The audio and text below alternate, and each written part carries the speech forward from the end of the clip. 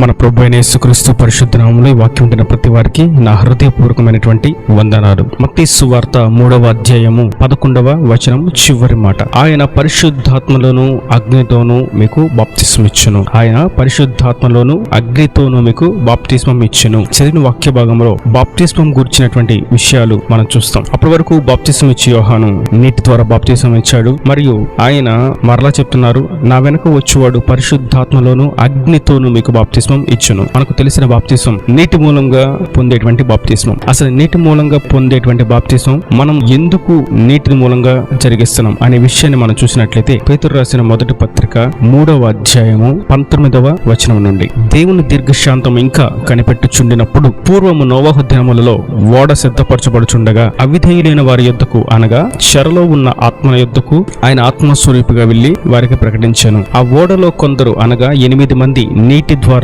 రక్షణ పొందరి. దానికి సాదృశ్యమైన బాప్తిస్మం ఇప్పుడు మిమ్మును రక్షించుచున్నది. అదేదనగా శరీర మాలిన్యము తీసివేయట కాదు గాని యేసుక్రీస్తు పునరుద్ధాన మూలంగా దేవుని విషయం నిర్మలమైన మనస్సాక్షినిచ్చు ప్రత్యుత్తరమే. నీటి మూలంగా బాప్తిస్మం తీసుకుంటున్నాం అనడానికి ఎందుకు తీసుకుంటున్నాం అంటే పేతురు పత్రికలో మనం చూస్తాం. ఆ దినమున నోవహు ఇంచుమించుగా 120 సంవత్సరములు ఓడను నిర్మించి అక్కడ ఉన్న జనులకు సువార్తను ప్రకటిస్తున్నాడు. రాబో దినముల్లో వర్షం పడబోతుంది, ఈ భూమి అంతా జలమయం అయిపోతుంది, కనుక మీరు నా ఓడలోకి రండి అని వారికి ప్రకటన చేశాడు. వారిని ఆహ్వానించాడు. అయితే వారెవరూ నోవహు యొక్క మాట వినలేదు. సరికదా, నోవహును అపహాస్యం చేశారు. నోవహు చెప్పినట్లే వర్షం పడడం ప్రారంభించింది. ఎందుకు వర్షం పడడం ప్రారంభించిందంటే ఆ మాట నోవహు చెప్పల వర్షం పడుతుంది అని. సాక్షాత్తు ప్రభువే నోవహుతో చెప్పాడు, నేను వర్షంను కుమ్మరించబోతున్నాను, జలమును రప్పించబోతున్నాను, ఈ భూతలం అంతటిని నేను నింపివేయబోతున్నాను, సర్వజీవరాశులు దానిలో మృత్యునొందబోతున్నాయి అని ఆయన సెలవిచ్చారు. అదే మాట నోవహు సెలవిచ్చాడు, వారికి ప్రకటించాడు. అయితే వారెవరూ మాట వినలేదు. దినములు గడుస్తూ ఉన్నాయి. ఆయన చెప్పిన మాట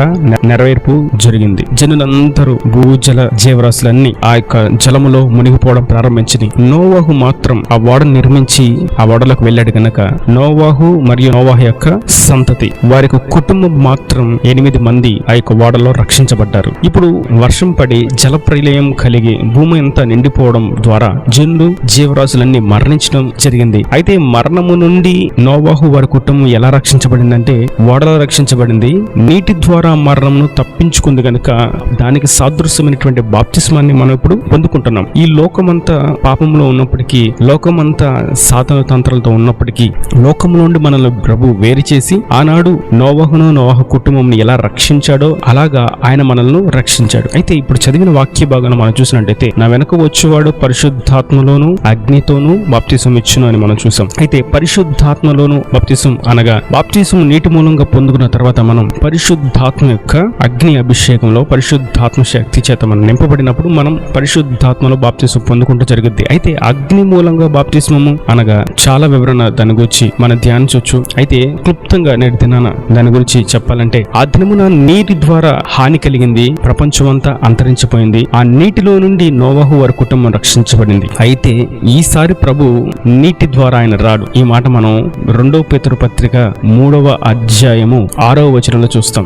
ఆ నీళ్ల వలన అప్పుడు లోకము నీటి వరదలో మునిగి నశించెను. అయితే ఇప్పుడున్న ఆకాశమును భూమియు భక్తిహీనుల తీర్పును నాశనమును జరుగు దినము వరకు అగ్ని కొరకు నిలువ చేయబడినవై అదే వాక్యము వలన భద్రము చేయబడి ఉన్నవి. మరియు మనం 9వ వచనం 10వ వచనం కూడా చూసినట్లయితే కొందరు ఆలస్యముని ఎంచుకున్నట్లు ప్రభు తన వాగ్దానమును గురించి ఆలస్యము చేయవాడు కాడు, కానీ ఎవడు నశింపవలనని ఇచ్చేంపక అందరూ మారు మనసు పొందవలనని కోరుచు మీ ఎడల దీర్ఘశాంతం గలవాడై ఉన్నాడు. అయితే ప్రభు దినము దొంగ వచ్చినట్లుగా వచ్చును. ఆ దినమున ఆకాశములు మహాధ్వనితోను గతించిపోవును, పంచభూతములు మిక్కటమైన వెంట్రముతో లయమైపోవును, భూమియు దాని మీదున్న కృత్యములు కాలిపోవును. చదివిన వాక్య భాగంలో అగ్నిలోనూ మీకు బాప్తిస్మం ఇచ్చును అనగా ఈ అగ్ని ద్వారా ప్రభు రెండవ రాకడ జరగబోతుంది కనుక ఈ అగ్ని ఈ భూమిని ఆకాశమును సమస్తమును కాల్చివేస్తాయి. ఈ అగ్ని వల్ల మనకు హాని కలగకుండా ఈ దేవుడు మనం రక్షిస్తాడు గనుక ఈ అగ్ని మూలమైనటువంటి బాప్తిస్మాన్ని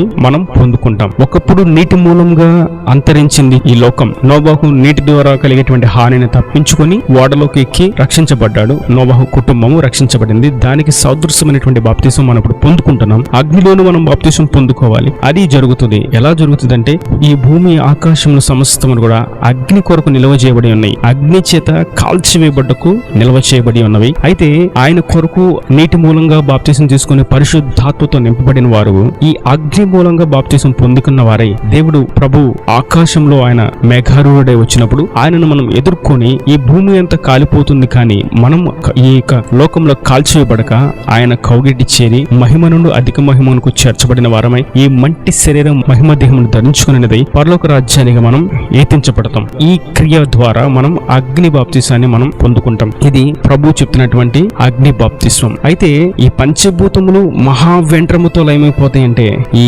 ఆకాశము, భూమి, నీరు, నిప్పు, గాలి అన్ని కూడా మిక్కటమైనటువంటి వెంట్రంతో, మన పంచభూతంలో అగ్ని కూడా ఉంటుంది. అయితే మిక్కటమైనటువంటి వెంట్రంతో ఆ అగ్నిని కూడా కాల్చివేసేంత మిక్కటమైన ఎక్కువైనటువంటి వేడి అగ్ని ఈ యొక్క రెండవ రాకడ. ఈ రెండవ రాకడలో వచ్చి ఆయన అగ్ని స్వరూపిగా రాబోతున్నాడు గనక ఆయన ఎదుటి ఎవరు నిలబడలేరు. మనం హెబ్రీయులు రాసిన పత్రికలో కూడా చూస్తాం, ఆయన దహించు అగ్ని అయి ఉన్నాడు. ఆయన అగ్ని, ఆయన ఎదుట ఎవరు నిలబడలేరు. కాబట్టి అగ్నిలోను మనం బాప్తిసం పొందుకుంటకు మనం రెండవదిగా పరిశుద్ధాత్మ బాప్తిసం పొందుకున్న వారమే ముందుకు సాగిన ఎడల అగ్ని బాప్తిస్మం మనం పొందుకొనగలుగుతాము. నీటి బాప్తిస్మము మనం పొందుకొని ఉన్నాము, మరి పరిశుద్ధాత్మ యొక్క బాప్తిస్మము పొందుకోవాలి. పొందుకున్న వారు ఖచ్చితంగా పరిశుద్ధాత్మతో నింపబడాలి. పరిశుద్ధాత్మతో కూడా నింపబడిన తర్వాత అగ్ని బాప్తిస్మం మనకు కలుగుతుంది. ఈ బాప్తిస్మం మూలంగా గానే తప్ప మరి దేని మూలంగా పరలోక రాజ్యానికి వారసులు కాలేరు. నీటి మూలంగాను, పరిశుద్ధాత్మలోను, అగ్ని మూలంగాను. పరిశుద్ధాత్మతో నింపబడకపోతే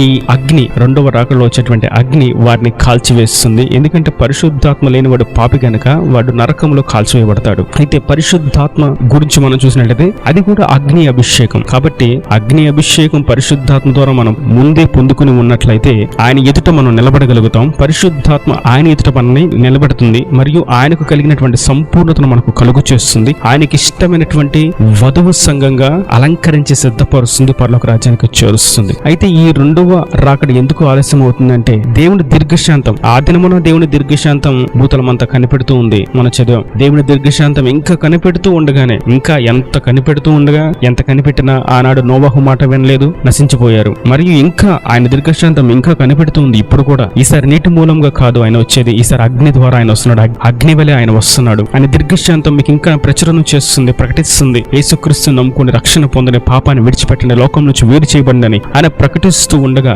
ఎవరైతే ఆయన మాట విని, నోవహు మాట విని వచ్చిన వారు ఎవరు లేరు, వారి కుటుంబం తప్ప.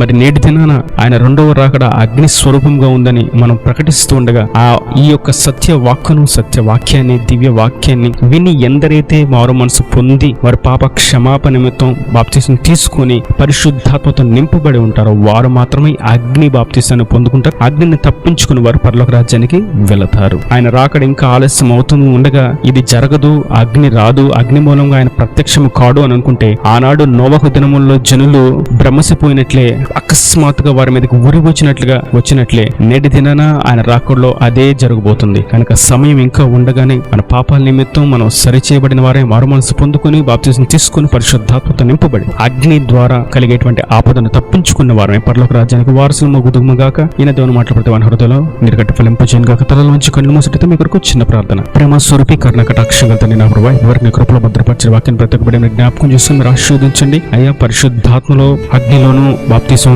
పొందాలని, అసలు బాప్తిసం నీటి ద్వారా ఎందుకు పొందుకుంటున్నాం అనేటువంటి విషయాన్ని మాకు తెలియజేశారు. మరియు తండ్రి ఈ వాక్యాన్ని ప్రతి ఒక్క బిడ్డని మీరు పరిశుద్ధాత్మ అభిషేకంతోను, బాప్తిసంతోను, అగ్ని బాప్తిసంతోను సిద్ధపరచబడిన వారే పరలోక రాజ్యానికి వారసులవుటకు సహాయం అనుగ్రహించండి. ఇంకా నువ్వు మారు మనసు లేక నేను అంగీకరించక ఉన్నవారు ఎవరైనా ఉంటే మనందరినీ మీరు జ్ఞాపకం చేసుకోండి. వారును వారి పాప నుంచి విడుదల పొందిన వారే, పరిశుద్ధతతోను, పవిత్రతతోను, పరిశుద్ధాత్మ శక్తి చేత నింపబడిన వారే, పాపాన్ని విడిచి నీ కొరకు ముందుకు సాగుటకు తన జయజీవితం కలిగిన వారే ముందుకు అడుగుపెట్టకు సహాయం అనుగ్రహించిన వారు దీవించండి. లోకంలో ఉన్నటువంటి ఇచ్చలు, ఆశలు, కోరికలు, తుచ్చమైనటువంటి తలంపులు వాటన్నిటి నుంచి జనులను విడిపించి రక్షించండి. పవిత్రతకు వారి దేహము సమర్పించుకున్నట్లుగా, ప్రతిష్ఠించుకున్నట్లుగా సహాయం చేసి ప్రతి అవసరం అక్కరనే మహిమను తీర్చే సమస్త పేదరికాన్ని, సమస్త దారిద్రతను కొట్టివేసి ఆరోగ్యాన్ని, క్షేమాన్ని, కాపుదలను దయచేసి సమాధానాన్ని, సంతోషాన్ని కలుగు చేసి రాకడ రాజ్యాన్ని సిద్ధపరిచి ఈ సన్నది సాక్షి నిలబెట్టి రాకడ రాజ్యాన్ని సిద్ధపరిచి పరలోక రాజ్యాన్ని చేర్చుకోమని యేసు పరిశుద్ధ నామమున ప్రార్థించి వేడుకొని పొందుకునే నామ తండ్రి.